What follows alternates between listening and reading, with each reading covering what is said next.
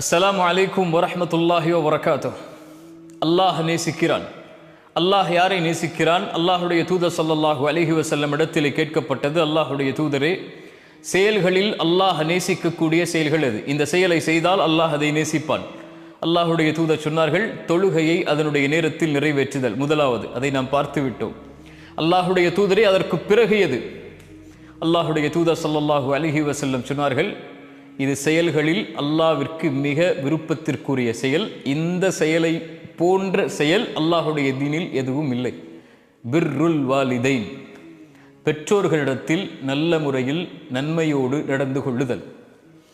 என் சகோதரனை, என் சகோதரியே, இந்த உலக வாழ்வில் உங்களுடைய தாயும் தந்தையும் உங்களோடு இப்போது உயிரோடு வாழ்ந்து கொண்டிருந்தால் அல்லாஹ் உங்களுக்கு அதைவிட பெரிய அருளை இப்போது கொடுக்கவில்லை. உங்களுடைய தாயும் தந்தையும் மரணித்திருந்தால், ஒன்று அவர்கள் உங்கள் மீது பொருத்தத்தோடு மரணித்திருந்தால் இந்த உலகிலும் மறுமையிலும் வெற்றிக்குரியவர்கள் நீங்கள். உங்களுடைய தாயும் தந்தையும் உங்கள் மீது கோபத்தோடு உங்களை பொருந்திக் கொள்ளாத நிலையில் மரணித்திருந்தால் அல்லாஹ்விடத்திலே தௌபாவின் மூலமாக திரும்பிக் கொள்ளுங்கள். நஷ்டவாளிகளாக நீங்கள் வாழ்ந்து கொண்டு இருக்கிறீர்கள். குர்ஆன் சொல்லுகிறது, வகதா ரப்புக அல்லா தஅபுது இல்லா இய்யாஹ். அல்லாஹுவை வணங்குதலுடைய கடமையை அல்லாஹ் மனிதர்களுக்கு கொடுக்கிறான். அதற்கு பிறகு வபில் வாலிதைனி இஹ்சானா, பெற்றோர்களிடத்தில் நல்ல முறையில் நடந்து கொள்ள வேண்டும் என்ற கடமையை அல்லாஹ் கொடுக்கிறான். அவர்களில் ஒருவரோ இருவரோ வயதை அடைந்து விட்டால் ஃபலா தகுல்லஹுமா உஃபின், அவர்களை பார்த்து சீ என்று வெறுக்கத்திற்குரிய வார்த்தை கூட பேசாதீர்கள். வலா தன்ஹர்ஹுமா, அவர்களை வெறுக்காதீர்கள், விரட்டாதீர்கள். வகுல்லஹுமா கௌலன் கரீமா, அவர்களிடத்திலே கண்ணியமோடு பேசுங்கள். வஹ்ஃபித் லஹுமா ஜனாஹல் ذுல்லி மினர் ரஹ்மா, அவர்களிடத்திலே அருளின் இரக்கத்தின் ரெக்கைகளை தாழ்த்தி கொள்ளுங்கள். இதைவிட பெற்றோர்களிடத்தில் எப்படி நடந்து கொள்ள வேண்டும் என்று குர்ஆன் எப்படி விவரிக்க முடியும்? அல்லாஹ்விடத்திலே கரமேந்தி பிரார்த்தனை செய்யுங்கள். வகுர் ரப்பிர்ஹம்ஹுமா கமா ரப்பயானி ஸகீரா, யா அல்லாஹ், எங்களை சிறு பிள்ளைகளாக இருந்தபோது எங்களை எப்படி இரக்கத்தோடு அன்போடு பாசத்தோடு பரிவோடு எங்களை பார்த்து கொண்டார்களோ அந்த இரக்கத்தை இந்த நிலையில் அவர்களுக்கு நீ கொடுப்பாயாக என்று அல்லாஹ்விடத்திலே பிரார்த்தனை செய்யுங்கள். குர்ஆனுடைய கணக்கிடாத வசனங்கள். அல்லாஹ் சொல்கிறான், வவஸ்ஸைனல் இன்சான பிவாலிதைஹி, பெற்றோர்களிடத்தில் நல்ல முறையில் நடந்து கொள்ளுங்கள். சிரமத்தின் மேல் சிரமப்பட்ட அந்த தாய் அவனை சுமந்திருக்கிறாள், அவளை சுமந்திருக்கிறாள். அனிஷ்குருலி ஒலி வாலிதைக், அதனால் எனக்கு நன்றி செலுத்து, அதற்கு பிறகு உன்னுடைய தாய் தந்தைக்கு நன்றி செலுத்து. எதற்கு யா அல்லாஹ் என் தாய் தந்தைக்கு நன்றி செலுத்த வேண்டும்? உங்கள் தாய் தந்தை உங்களுக்கு செல்வத்தை கொடுத்திருக்கலாம், கொடுக்காமல் இருக்கலாம். உங்களுக்கு கல்வியை கொடுத்திருக்கலாம், கொடுக்காமல் இருக்கலாம். உங்கள் மீது சொத்துக்களை சேர்த்து வைத்திருக்கலாம், சேர்த்து வைக்காமல் இருக்கலாம். உங்களை நல்ல முறையில் பராமரித்திருக்கலாம், பராமரிக்காமல் இருக்கலாம். ஆனால் உங்கள் தாய் தந்தைக்கு காலம் முழுவதும் அவர்களுக்கு அருகிலேயே இருந்து அவர்களுக்கு பணிவிடை செய்து செய்து செய்து செய்து நன்றியை நீங்கள் வெளிப்படுத்தி கொண்டே இருக்க வேண்டும் என்ற ஒரு செயல் உங்களுக்கு இருக்குமானால், எனக்கு இருக்குமானால், என் தாய் தந்தைக்கு நன்றி சொல்வதற்கு லா இலாஹ இல்லல்லாஹ் முஹம்மதுர் ரசூலுல்லாஹ் என்ற ஷஹாதத்தை மொழியக்கூடிய மகனாக மகளாக அல்லாஹ் இவர்களின் மூலமாக நம்மை உருவாக்கியதுதான். சொத்து இல்லாமல் மரணித்தால், கல்வி இல்லாமல் மரணித்தால், உலகமே இல்லாமல் மரணித்தாலும் அது நஷ்டமில்லை. ஆனால் இந்த ஈமான் இல்லாமல் மரணித்தால் அல்லாஹ் அதை இந்த தாய் தந்தை வாயிலாக அல்லாஹ் நமக்கு கொடுத்திருப்பதற்கு நன்றி செலுத்த மறந்து விட்டால், காரணங்களை தேடிக்கொண்டிருந்தால், என் தாய் தந்தைக்கு நான் எதற்கு நன்றி செலுத்த வேண்டும் என்று இதை அறிந்ததற்கு பிறகும் நம்மை விட நஷ்டவாளிகள் யாரும் இல்லை. என் தாய்க்கு நான் நன்றி சொல்கிறேன். அஷ்ஹது அன்ன அல்லா இலாஹ இல்லல்லாஹ் வ அஷ்ஹது அன்ன முஹம்மது ரசூலுல்லாஹ் என் ஷஹாதத்தை மொழிவதற்கு அல்லாஹ் வாயிலாக எனக்கு ஒரு வாய்ப்பை கொடுத்தான். என் தாயே, ஜஸாக்கில்லாஹி ஹைரன். அல்லாஹ் உங்களுக்கு நலவை தரட்டும். உங்களுடைய விஷயத்தில் நான் குறைவுபட்டிருக்கிறேன். அல்லாஹ்விடத்திலே மன்னிப்பை தேடுகிறேன், உங்களிடத்திலும் மன்னிப்பை தேடுகிறேன். என் தாய்க்கு நன்றி, என் தந்தைக்கு நன்றி. அல்லாஹ் இன்னும் குர்ஆனிலே சொல்கிறான், உங்களில் நீங்கள் வாலிபத்தை அடைந்து விட்டால், குறிப்பாக 40 வயதை அடைந்து விட்டால் அல்லாஹ் பெற்றோரிடத்தில் எப்படி நடந்து கொள்ள வேண்டும் என்று சொல்லுகிறான். 40 வயதை அடைந்தவன், அவனிடத்திலே குடும்பம் இருக்கும், குழந்தைகள் இருக்கும், செல்வம் இருக்கும், தொழில் இருக்கும், அவனுக்கென்று ஒரு சூழல் உருவாகி இருக்கும்.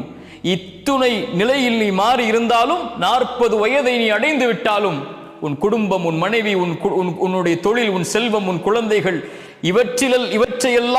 இவையெல்லாம் உன்னை மிகைத்து விடக்கூடாது.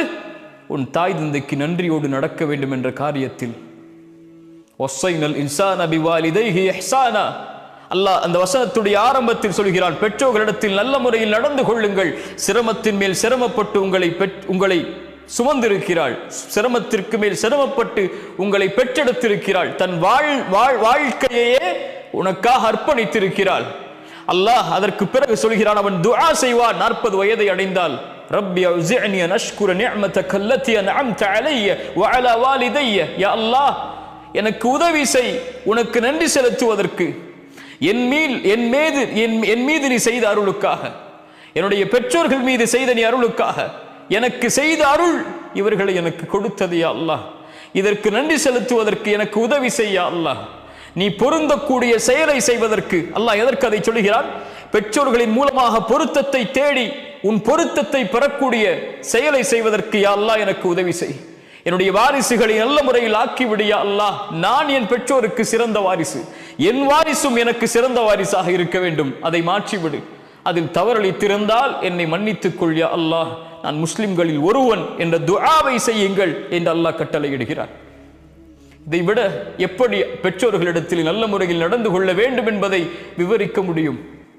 அல்லாஹுடைய தூதர் ஸல்லல்லாஹு அலைஹி வஸல்லமுடைய ஒரு செய்தியை கவனியுங்கள். 3 பேர் ஒரு குகையில் மாட்டுகிறார்கள். ஒவ்வொருவரும் அவர்கள் செய்த நன்மைகளை அல்லாஹ்விடத்திலே முறையிட்டு அதிலிருந்து விடுதலை பெற வேண்டும் என்ற ஆசை கொள்கிறார்கள். முதலாம் அவர் அழைக்கிறார், யா அல்லாஹ், நான் வாழ்நாளில் எதை செய்திருக்கிறோனோ செய்யவில்லையோ எனக்கு தெரியவில்லை. என்னுடைய பெற்றோர்கள் வயதானவர்கள், நானோ ஒரு காட்டிலே விறகை எடுத்து வரக்கூடிய வேலை செய்கிறேன். நான் என் வழக்கம் எப்படி, என்னுடைய உணவை நான் கொண்டு வந்தால் என்னுடைய வீட்டிற்கு என் மனைவியும் குழந்தைகளும் அதை சாப்பிடுவதற்கு முன்னால் என் பெற்றோர்கள் சாப்பிட்டால் தான் அவர்களுக்கு கொடுப்பேன். ஒரு நாள் இரவிலே நான் வருவதற்கு தாமதமாகிறது. என் பெற்றோர்கள் பசியால் உறங்கிவிட்டார்கள். அவர்களுக்காக கொண்டு வந்த உணவை நான் கொண்டு வந்திருக்கிறேன். என் பிள்ளைகளும் என்னுடைய மனைவியும் பசியில், ஆனால் என் பெற்றோர்கள் சாப்பிடாமல் உறங்கிக் கொண்டிருக்கிறார்கள். அவர்களை எழுப்புவதற்கு கூட, அந்த சிரமத்தை கொடுப்பதற்கு கூட எனக்கு மனம் நாடவில்லை. அவர்களுடைய தலையில் அருகிலேயே அமர்ந்திருக்கிறேன்.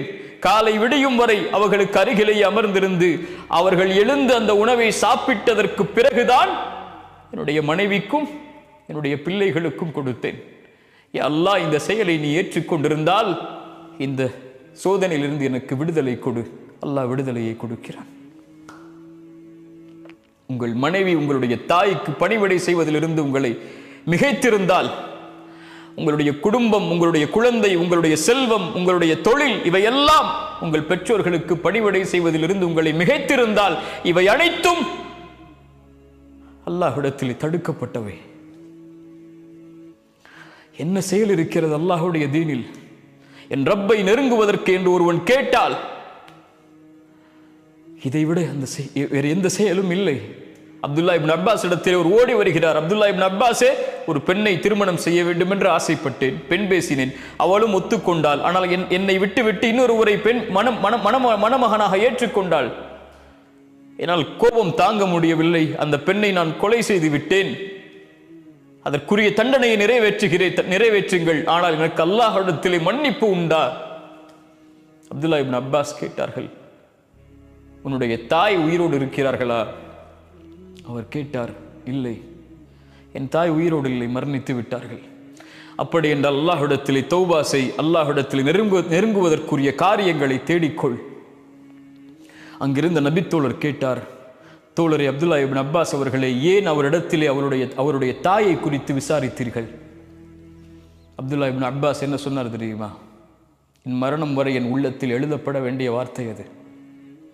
என் தாயுடைய அழைப்பு என்னுடைய உலகத்திலே இருக்கும் வரை எழுதப்பட வேண்டிய வசனம் அது. இன்னிலா அலமு அமலன், நான் எந்த ஒரு செயலையும் அறியவில்லை அல்லாஹ்விடத்திலே நெருங்குவதற்கு தாய்க்கு பணிவிடை செய்வதை தவிர. அல்லாஹு அக்பர். பிர்ருல் வாலிதைன், தாய் தந்தை இடத்தில் நல்ல முறையில் நடந்து கொள்ளுதல் அல்லாஹுடைய நேசத்தை உங்களுக்கு பெற்றுத்தரும். ரசூலுல்லாஹ் சொன்னார்கள், நாசமாகுவான் அவன் யார்? தாய் தந்தை வயதை அடைந்தும் அவர்கள் உயிரோடு இருந்தும் அதன் மூலமாக யார் சொர்க்கம் நுழையவில்லையோ அவன் நாசமாகுவான். நீ தொழுகையாளியாக இருக்கலாம், தஅவாவில் இருக்கலாம், குர்ஆனை ஓத தெரிந்தவராக இருக்கலாம், மனனம் செய்தவராக இருக்கலாம், நீங்கள் கோடிகளில் புரளக்கூடியவராக இருக்கலாம், தொழிலில் நீங்கள் உச்சத்தை தொட்டவராக இருக்கலாம், உலகமெல்லாம் உங்களுக்கு கட்டுப்பட்டு இருக்கலாம். ஆனால் தாய் தந்தையுடைய விஷயத்தில் நீங்கள் குறைவை வைத்திருந்தால் நீங்கள் நஷ்டவாளிகள் தான். இந்த ஒட்டுமொத்த உலக வாழ்க்கையும் உங்களுக்கு நஷ்டம்தான். நாளை மறு உலக வாழ்க்கையும் நஷ்டம்தான்.